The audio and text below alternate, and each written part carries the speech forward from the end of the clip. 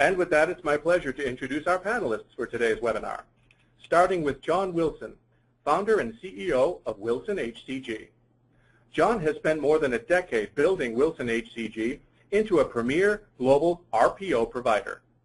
John's extensive experience has made him a respected authority in the industry. He regularly educates business leaders on a range of human capital topics, including talent acquisition, diversity leadership, strategic multi-regional employment branding and workforce planning, employee engagement and retention, and is regularly featured in industry media. We're also joined today by Jerry Wright, Managing Director of EMEA at WILSONHCG. Jerry has been in human resources consulting and executive recruitment since graduating with a law degree. He spent more than a decade with recruitment and consulting firms, then successfully co-founded 2 search and selection firms operating primarily in the management consulting, business services, and technology sectors. And finally, we're joined today by Katie Davies, Senior Director of Advisory Services at Radius. Katie oversees Radius's advisory client engagements across 5 continents with expertise in a wide variety of cross-border issues, including HR, tax, intellectual property, and immigration consulting. Over to you, John. Thank you, Ed, for the introduction, and thank you for everybody for joining. Today we're going to talk a little bit about global RPO, or really global recruitment. And for those of you that don't know, RPO is recruitment process outsourcing. Then we're going to discuss employment branding. I know Katie's going to go a little bit into compliance considerations, and then we'll end with the discussion of workforce planning, which has become extremely important in a global environment. Go to the next slide, Ed. This is a little bit about WILSONHCG, founded in 2002. We have offices in EMEA, Sydney, and headquartered here in the U.S. What I wanted to talk about today is relating to what we do, is how we go into companies, big and small, talk to them about what their recruitment and talent acquisition strategy, as well as their workforce planning strategy, and how to implement that or optimize it in their local markets as well as globally. And so we can go to the next slide, Ed. So my marketing people require us to put this in here too. If we want to follow the conversation on Twitter, it is #GlobalTA. Go ahead, Ed. And next one's perfect. Great. So over the past 3 to 5 years, we've seen this major shift in employer sentiment on not only hiring, but really a major reversal in who's in control of the process. The candidate 6, 7 years ago, when we were in a very difficult time globally, it was a point where they were looking for a job and needed to have compensation to pay their bills. And now it's shifted where the candidate is in quite a bit of control. And just for the people on the call, the amount of LinkedIn requests that you receive on a daily, weekly basis, and imagine if you're a software engineer in San Francisco or you're a salesperson in New York City. It's immense. So we've seen this mostly with your exempt level or business impacting talent. So your IT, sales, scientists, you name it. And so now the organization, because of shortage, have figured out in a lot of ways how to start attracting talent. And the next phase is going to be how they are able to develop it.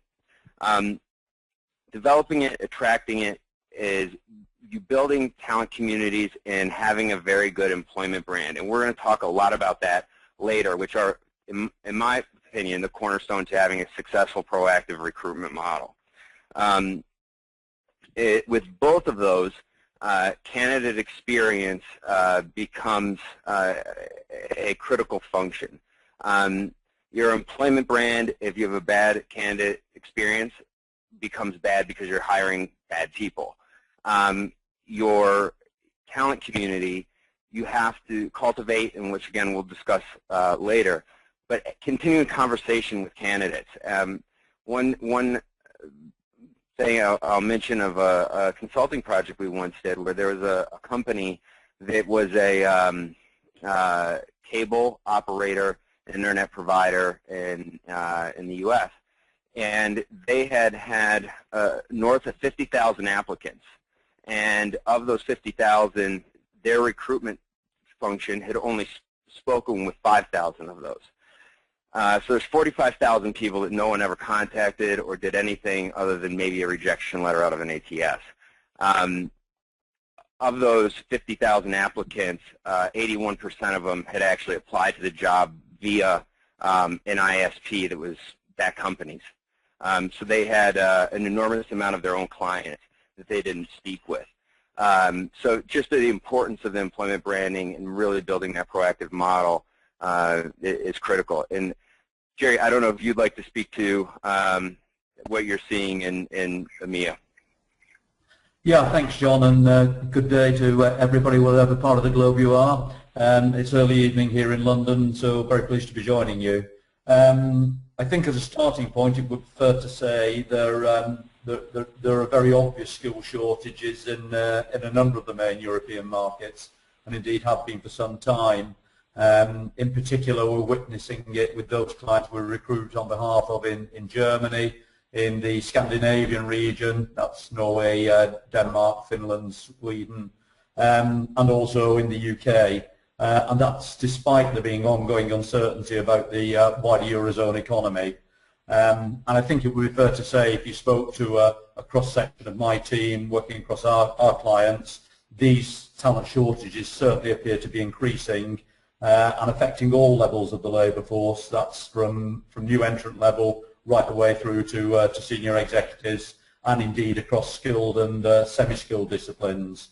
Perhaps just by way of a couple of examples, there's an acute shortage of technical and digitally qualified staff, particularly in London and Berlin, which are considered to be two of the main European hubs.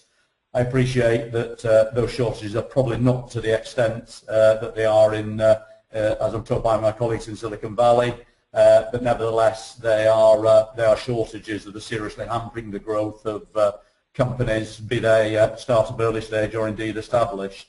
And then in a completely different market, two of our current European RPO clients, their most business critical hires currently are actually heavy goods vehicle drivers. And the labour pool availability for drivers in the UK is really concerning for many companies, particularly in consumer goods, retail and distribution sectors, with things like ageing workforce, changes in regulation, a failure to attract the younger end of the Gen Y population into the industry. So there are some very critical talent shortages at the moment across our region, and it's in many sectors.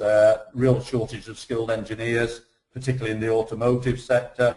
You made reference to demand for salespeople in New York City. I would say the demand for salespeople in most of the big European centres, be it, London, Paris, Amsterdam, Munich, is equally critical.